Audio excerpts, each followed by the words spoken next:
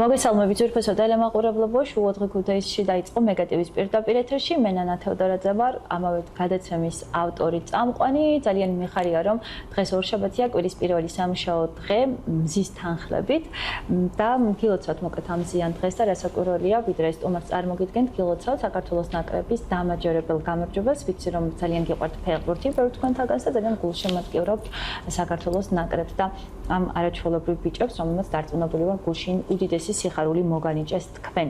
რაც ეხება გადაცემის სტუმარს, პირველად გვეწვია სხვათა შორის და მონაწილეობს შუადღე ქუთაისში ქალბატონი ქეთი ხიჭიკაძეა, ადრეული განვითარების სპეციალისტი, ამავე პროგრამის კოორდინატორი და ადრეული პროგრამის სუპერვაიზორი. მოგესალმებით ქალბატონო ქეთი, დიდი მადლობა რომ გვეწვიათ, როგორ ხართ, როგორია თქვენი განწყობა? ძალიან დიდი მადლობა მოწვევისთვის, ძალიან კარგი განწყობა მაქვს, რა თქმა უნდა და მადლობა რომ მომიწვიეთ, მადლობა რომ დაინტერესდით ესეთი მნიშვნელოვანი თემით და მოგესალმებით. მოგესალმებით კიდევ ერთხელ ჩვენი გადაცემისთვის არ ახალია ზოგადად ვისაუბროთ მნიშვნელოვან საკითხებზე, გამოწვევებზე და მაპატიებს ალბათ ტელემაყურებელი, რომ ეს თემა კვირის მიწურულობა განგვეხილა, თუმცა ვფიქრობ დაუნის სინდრომისთვის დროის დათმობა ყოველთვის შეიძლება თუნდაც რამოდენიმე დღის დაგვიანებით. თემა, რომელიც საქართველოში ისმის, სტერეოტიპები მაინც რჩება, მნიშვნელოვანი იქნება გავიგოთ თქვენგან როგორც სპეციალისტისგან რა არის დაუნის სინდრომი, როგორ იცვლება სტერეოტიპები, სად გვაქვს წარმატებები, სად რჩება გამოწვევები და მოკლედ თუ არ დაიზარებთ, ცხადია დავიწყოთ თავდაპირველად, რომ მოკლედ წარმოდგენა შეგვექმნას ზოგადად რა არის დაუნის სინდრომი. და როდის ჩნდება ეს ტერმინი დედამიწაზე საქართველოში? დაუნის სინდრომი ეს არის განვითარების დარღვევა, რომელიც განპირობებულია ქრომოსომების რაოდენობათა ცვლილებით. როგორც წესი, ადამიანის ორგანიზმში არის 23 წყვილი ქრომოსომა, ანუ ჯამში 46 ქრომოსომა. დაუნის სინდრომის შემთხვევაში 21 წყვილში ჩნდება ერთი ქრომოსომა, რაც იწვევს დაუნის სინდრომს. თარიღი 21 მარტი, რომელიც საერთაშორისო აღიარებულია და აღნიშნავს დაუნის სინდრომის საერთაშორისო დღეს, სწორედ ეს სიმბოლურად შეირჩა, რადგან 21 მარტი აღნიშნავს 21 ტრისომიას. კეთილი. აი ქრომოსომის მატებას რა იწვევს? ანუ გამომწვევ მიზეზებზე თუ საუბრობენ? ნახეთ, გამომწვევ მიზეზები, ესე რა იწვევს უშუალოდ ამ პათოლოგიას, ანუ ერთით მეტი ქრომოსომის აღმოჩენას, ეს ჯერჯერობით არ არის ესე დაზუსტებული. და შესაბამისად სტატისტიკაზეც რომ ვისაუბროთ, ანუ ყოველ 8 სახალშობილში ერთი არის დაუნის სინდრომის მქონე, ესეთი სტატისტიკა არსებობს ამჟამად. ეს მსოფლიო სტატისტიკა. საქართველოში რამდენი? საქართველოში ზუსტი სტატისტიკა არ არსებობს, თუმცა შეიძლება ვივარაუდოთ 70 ან 80 ბავშვი ესე დაახლოებით. გასულ წლებს თუ შევადარებთ, მზარდია თუ კლებადია? ნუ იგივე სტატისტიკა, ეხლა რო გადავხედე ბოლო მონაცემებს, იგივე სტატისტიკა შენარჩუნებული. დაუნის სინდრომის ფორმებზეც რომ მოგვაწოდოთ შეიძლება. დაუნის სინდრომის 3 ფორმა არსებობს სულ, ეს ყველაზე გავრცელებული, ანუ კლასიკური რაც არის, ეს არის ტრისომია, რომელიც გვხვდება 95%-ში, არის მეორე ფორმა მოზაიციზმი, რომელიც საკმაოდ იშვიათი და საკმაოდ მსუბუქი ფორმა და 1%-ში გვხვდება და არის ტრანსლოკაცია, მესამე ფორმა, რომელიც გვხვდება დაახლოებით 3-4%-ში. ანუ ტრისომია ყველაზე გავრცელებული არის 95%-ში, ანუ როდესაც ყველა უჯრედში გვხვდება პათოლოგია. გასაგებია. მოდით ნიშნები, ანუ როგორ შეიძლება ამოვიცნოთ დაუნის სინდრომი? დაუნის სინდრომის მქონე ადამიანებს აქვთ ესეთი სპეციფიკური, საკმაოდ სპეციფიკური ფიზიკური მახასიათებლები. თუმცა ამ ადამიანებს უფრო მეტი განსხვავება აქვთ ესე ფიზიკური ნიშნებით, ვიდრე მსგავსება, ესე რომ ვთქვათ, იმიტომ რომ არიან საკმაოდ ინდივიდუალურები და უნიკალურები და ეს ფიზიკური ნიშნები, რაც ახასიათებს ზოგადად დაუნის სინდრომს, თითოეული მათგანი შემთხვევაში არის განსხვავებული, თუმცა სპეციფიკური ნიშნებით მაინც განსხვავდებიან დაუნის სინდრომის მქონე ადამიანები. უფრო თვალში საცემია ვთქვათ მათი ფიზიკური ნიშნები, რაც აქვთ მახასიათებელი. ორსულობის პერიოდში რამდენად შეიძლება მოხდეს დიაგნოსტირება? დაუნის სინდრომის დიაგნოსტირება ზოგადად ხდება ორსულობის, ანუ პრენატალურ პერიოდში, თუმცა დიაგნოსტირება შეიძლება მოხდეს ბავშვის დაბადების შემდგომ პერიოდშიც. გასაგებია, მაგრამ აი დაახლოებით რამდენი თვის ორსული შეიძლება იყოს დედებიდან, თქვენ თუ ქონიათ შეხება? როგორი არის ხოლმე ეს? ანუ ნახეთ დიაგნოსტირება ზოგადად ყველა ორსულის შემთხვევაში ხდება, ეს არის სავალდებულო რომ მოხდეს დიაგნოსტირება. სადიაგნოსტიკო კვლევები მოიცავს გენეტიკურ ანალიზს, სისხლის ანალიზს, ეკოსკოპიურ კვლევებსაც ეს ორსულობის შემდგომი, თუმცა არის შემთხვევები, შეიძლება ორსულობის დროს არ მოხდეს ამის დადგენა და აღმოჩნდეს ორსულობის ანუ ბავშვის დაბადების შემდგომ მოხდეს დადგენა სადიაგნოსტიკო კვლევებით და ეჭვი გაჩნდეს დაუნის სინდრომზე. კეთილი. თქვენ ბრძანეთ რომ თითოეულ მათგანის რაღაც ნიშნებით განსხვავდებიან ან საერთო აქვთ, მაგრამ ყველა მათგანი არის ინდივიდუალური და განსაკუთრებული. რა დამატებითი შესაძლებლობები აქვს ამ ადამიანებს? განსხვავებული ნიშნები და განსაკუთრებულობა რაში მდგომარეობს მათი? სად გამოიხატება ყველაზე მეტად? ანუ თითოეული მათგანი არის უნიკალური, ანუ აქვს უნიკალური შესაძლებლობები და აი აქ ცოტა გადახვეს გავაკეთებ სტერეოტიპებზე, რატომღაც, იმიტომ რომ ესეთი დამოკიდებულება არის საზოგადოებაში, რომ თითქოს ყველა მათგანი არის ესეთი სულ კარგ ხასიათზე და სულ ბედნიერები არიან და სულ ხო, კი, თუმცა უნდა ითქვას, რომ მზის შვილებს ნამდვილად ტყუილად არ უწოდებენ, იმიტომ რომ არიან ძალიან სოციალურები, მაგრამ ეს არ ნიშნავს იმას, რომ მათ არ გამოხატავენ ისინი სხვა ემოციებს და ზოგადად ემოციების საკმაოდ ფართო სპექტრს განიცდიან ეს ადამიანები, ანუ ჩვეულებრივად როგორც ყველა ადამიანი, მათაც აქვთ ბრაზის განცდა, სევდის განცდა, იმედგაცრუება და ასე შემდეგ. ასე რომ ყველა თითოეული მათგანი არის ინდივიდუალური, რა თქმა უნდა, აქვთ უნიკალური ინდივიდუალური მახასიათებელი ნიშნები. ეს შეიძლება იყოს ტემპერამენტი, რაღაც ხასიათის ნიშნები, ფიზიკური მახასიათებლები და ასე შემდეგ. ადამიანებს თქვენ რას ურჩევთ, ანუ თქვენი გამოცდილების თანახმად, როგორი უნდა იყოს მათი კომუნიკაცია და ამ მშობლებში გულისხმობ მხოლოდ დედას არა, რასაკვირველია ზოგადად ოჯახს და შემდგომ გარემოზეც მინდა რომ ყურადღება გავამახვილოთ, ანუ რამდენად დიდი როლი გვაკისრია ჩვენ თითოეულ ადამიანს. ძალიან ანუ ყველაზე მთავარი მოკლედ რაც არის ამ ადამიანებთან, ანუ დაუნის სინდრომთან მიმართებაში, დაუნის სინდრომის მქონე ადამიანებთან მიმართებაში ყველაზე მეტად რა სჭირდებათ მათ ან თავიანთი უნიკალური შესაძლებლობების მიღება და პატივისცემა.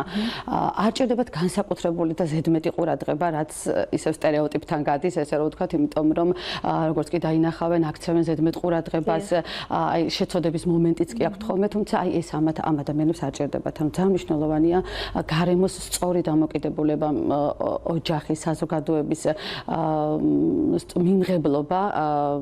მიმღებლობა და მხარდაჭერა იმ ნაწილში, თქვათ, რაშიც შეიძლება კონდეს პრობლემა. გასაგებია, ოჯახში ყოველთვის ვერ ვიქნებით ვარ ჩვენ და მით უფრო დაუნის სინდრომის მქონე ბავშვები და მოზარდები. აუცილებლად უნდა გამოვიდნენ ისინი გარეთ და უნდა იყოს ხელშეწყობა, ხო? ჩვენი როგორც რიგითი მოქალაქეებისადმი თქვენი რჩევა რა იქნება? იგივე რაც ოჯახის წევრებს ეხება თუ როგორ უნდა დავიცვათ? ის უფრო შუალედი. რომ ზედმეტ მზრუნველობაშიც არ გადაგვივიდეს და არც ძალიან უყურადღებობაში. ახლა აი ჩვეულებრივად როგორც ყველა ადამიანი გვაქვს ერთმანეთთან კომუნიკაცია, აი ესეთი მიდგომა იქნება უფრო სწორი.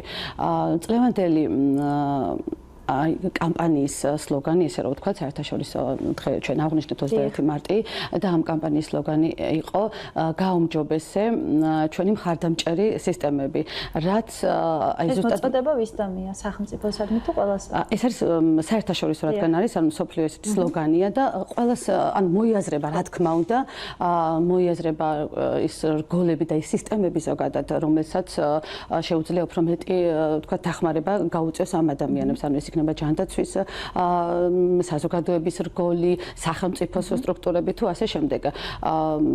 აი ჩვენს ორგანიზაციაში მაგალითად არის ძალიან ბევრი ისეთი სერვისი, რომელიც ეხმარება სწორედ დაუნის სინდრომის მქონე ბავშვებს და არა მარტო დაუნის სინდრომის მქონე ბავშვებს, ზოგადად სხვადასხვა განვითარების შეფერხების მქონე ბავშვებს არის ისეთი სერვისები, ეს არის თქვათ სახელმწიფო პროგრამები, როგორც არის ადრეული განვითარების პროგრამა, რეაბილიტაციის პროგრამა, ასევე გვაქვს ესეთი სერვისები, როგორიც არის აკვათერაპია, მაგალითად ასევე ცეკვათერაპია და ასე შემდეგ. ნუ მოკლედ სხვადასხვა სერვისები, რომელიც სასიცოცხლოდ მნიშვნელოვანია ამ ბავშვების უნარების განვითარებისთვის და მხარდაჭერისთვის და გაძლიერებისთვის. ჩართულობა რამდენად დიდია?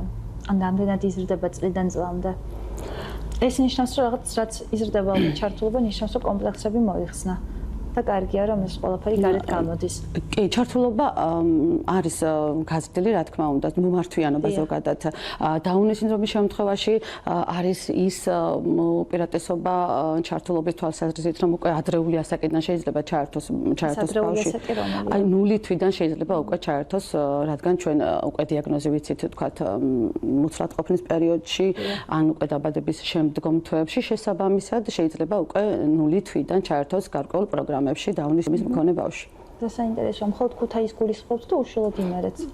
არა, ზოგადად საქართველოში მე ვგულისხმობ სახელმწიფო პროგრამას, კერძოდ ადრეული განვითარების პროგრამას, სადაც შეიძლება დაუნის სინდრომის მქონე ბავშვი უკვე 0 თვიდან ჩაერთოს და მიიღოს ეს სერვისი.